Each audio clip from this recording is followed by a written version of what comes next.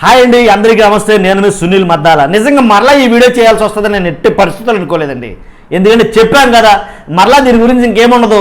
ఎందుకంటే చట్టం తన పని తాను చేసుకుపోతుంది అని అనుకున్నా. కానీ ఏదైతే గొడ్లవల్లేరు కాలేజీ ఉందో, హాస్టల్ ఘటన జరిగిందో, దాని వెనక ఇప్పుడు మరో కొత్త కోణంలోకి మారిందండి. అది ఎలా అంటే హిడెన్ కెమెరాల వెనక, కుట్ర వెనక పోర్ని కిట్టు లేదా ఆలియాస్ పేరుని కిట్టు, అదే పేరుని నానిగారు వాళ్ళ అబ్బాయి పేరుని కిట్టు ఉన్నారు అని ఎవరైతే తెలుగుదేశం కొంతమంది నాయకులు కానీ అభిమానులు కానీ ఈ రకమైన కొత్త కోణం అయితే కనుక తెర మీద తీసుకొస్తున్నారు.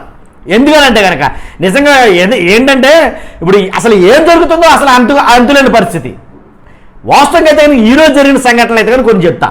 ఏంటంటే విద్యార్థుల్ని భౌతికంగా దాడి చేయడానికి కూడా వెనకాలేదండి ఆ కాలేజీ యాజమాన్యం ఏర్పాటు చేసినటువంటి కొంతమంది. అలా కాలేజీ యాజమాన్యం ఏర్పాటు చేసిన ఆ స్టాఫా లేకపోతే వాళ్ళు ఎవరైనా దాదాగిరి చేశారు రౌడీలా అర్థం కాల.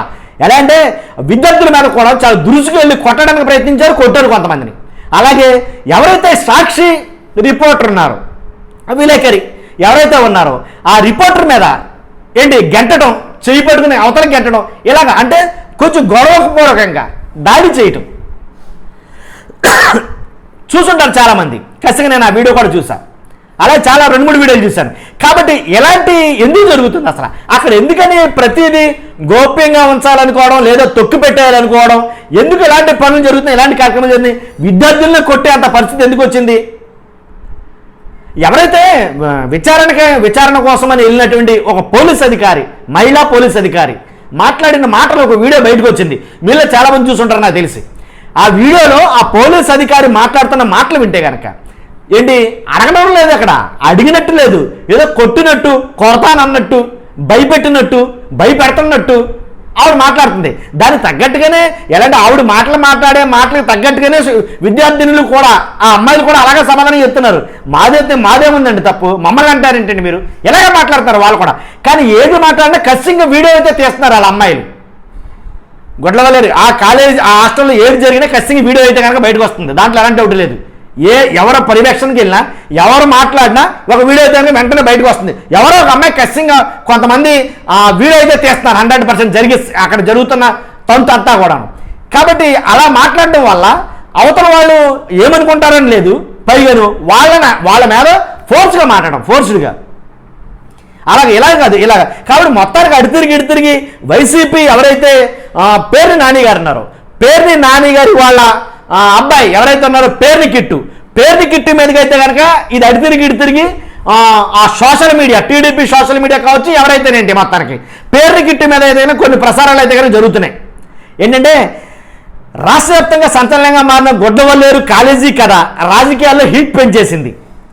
2 ఏళ్ల నుంచి నడుస్తున్న స్టోరీలో అసలు సూత్రధారి, పాత్రధారి పేరుని కిట్టుగా తెలుస్తోంది. అవసరాలను కాలేజీలో గ్యాంగ్లను మెయింటైన్ చేస్తూ వాళ్ళ అవసరాలను తీరుస్తూ వీడియోలను బయటకు తీసుకుని వచ్చి వాటిని విక్రయించేది పేరుని కిట్టు ముఖ్య అనుచరుడు అని చెబుతున్నారు. అందులో భాగంగానే విజయ్ అనే కుర్రాడితోనూ అతని ద్వారా అమ్మాయిలతోనూ వీళ్ళ వ్యాపారం చేసినట్టుగా బయటకు వచ్చింది. పలు కాలేజీల్లోనూ యువతకు చెడు వ్యసనాలను అలవాటు చేసి ఈ రకంగా వారిని వాడుకున్నట్లుగా తేలింది. 2 ఏళ్ల నుంచి సాగుతున్న ఈ వ్యవహారం మొత్తం ఇప్పుడు బయటకు రావడంతో దొంగే దొంగ అంటూ నాటకాలు ఆడినట్లుగా వైసీపీ వాళ్ళు ఈ వ్యవహారాన్ని మొత్తం తెలుగుదేశం జనసేనల పైన నెడుతున్నారు. ఇప్పటికే ఈ వ్యవహారం గురించి స్వయంగా ముఖ్యమంత్రి చంద్రబాబు గారు వాకప్ చేసి బాధితులను న్యాయం చేస్తారని చెప్పడం, ప్రభుత్వ విచారణ చేపట్టడంతో తన గురించి ఎక్కడ బయటపడుతుందోనని ముందే వచ్చేసి ఇక్కడ నానా హడావిడి చేశాడు పేరుని కిట్టు అని అయితే కనుక ఎవరో ఎలాంటి పోస్టులు పెడుతున్నారంటే కనుక ఎవరైతే మిస్టర్ యాష్ అని ఒక ఐడి తోటి ఎక్స్లో పోస్ట్ చేశాడు, ఈయన మిస్టర్ యాష్ అని ఒక ఐడి తోటి ఎక్స్లో పోస్ట్ చేశాడు అనమాట. కాబట్టి ఇది నిజంగా అంటే ఎన్ని రకాలుగా తిరుగుతుందంటే నిజంగా ఈ వ్యవహారం ఎన్ని రకాలుగా ఎన్ని చోట్ల తిరుగుతుంది అనేది నాకు అర్థం కాల. కాబట్టి మొత్తానికి అడితిరిగి మసిపూసి మారేడికాయ అయితే చేస్తారేమో అని చాలా అనుమానం. అయితే మొత్తానికి ఎలాగైతేనండి వాళ్ళ పేరెంట్స్ అయితే ఊరుకోలేదండి. అక్కడ ఎవరైతే అమ్మాయిల పేరెంట్స్ ఉన్నారో వాళ్ళైతే కనుక చాలా రాద్ధాంతం చేస్తారని. కానీ ఎందుకంటే వాళ్ళ కడుపులో ఉంటే బాధ అలాంటిది. మరి మాటలేంటండి, మన ఇంట్లో మన చెల్లికో అక్కకో మన అమ్మకో ఎవరికైనా జరిగితే మనం ఊరుకుంటామా? లోపల తగలడిపోదండి నిజంగాను, కడుపు మండిపోతుంది. అసలు ఇలాంటి విషయాల్లో అసలు ఉండలేం, ఉద్రేకం పెరిగిపోద్ది. మరి ఇలాంటప్పుడు అలాంటి విషయాల్లో వాళ్ళకి సపోర్ట్గా ఉండటం మానేసి, మన చెల్లెళ్ళు గాను మన అక్కలు కానీ భావించి వాళ్ళకి సపోర్ట్గా ఉండడం మానేసి, మన కూతుళ్ళు కానీ లేదా మన తల్లులు కానీ మన చెల్లెలు కానీ భావించడం వాళ్ళు సపోర్ట్గా ఉండటం మానేసి వాడెవడికో సపోర్ట్గా ఉంటారంటారు ఏంటండి? వాడికి వీడికి ఒత్తాస పలుకుతారండి. తప్పు చేసిన వాళ్ళని వదిలేసి అరే పాపం బాధపడుతున్న వాళ్ళు వీళ్ళని వాదార్చడం మానేసి మీరు ఎందుకు ధర్నా చేస్తున్నారు? మిమ్మల్ని ఎవరు చేయమన్నారు ధర్నా? మీకేంటి అసలు ఎందుకని చెప్పి చెప్పడం ఇది ఎంతవరకు సమంజసం అండి? నాకైతే అసలు ఆ బొత్తిగా నచ్చలేదండి. కాబట్టి ఏదేమైనప్పటికీ నా చెల్లెళ్ళైనా సరే నా అక్కలైనా సరే ఎవరన్నా సరే అక్కడ వాళ్ళకి మాత్రం న్యాయం జరగాలని ఖచ్చితంగా కోరుకుంటాను నేను. ఎందుకంటే ఏ ఆడబిడ్డకి ఇలాంటి పరిస్థితి రాకూడదు.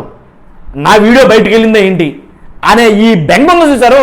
ఒక ఆయన నాకు సబ్స్క్రైబర్ ఆయన రాశాడండి, ఇంత చాలా ఎక్కువగా రాశాడు, పెద్దది రాశాడు. నిజంగా ఆయన రాసిన ప్రతి పదం నాకు చాలా బాధ అనిపించింది, భయం వేసింది నిజంగా.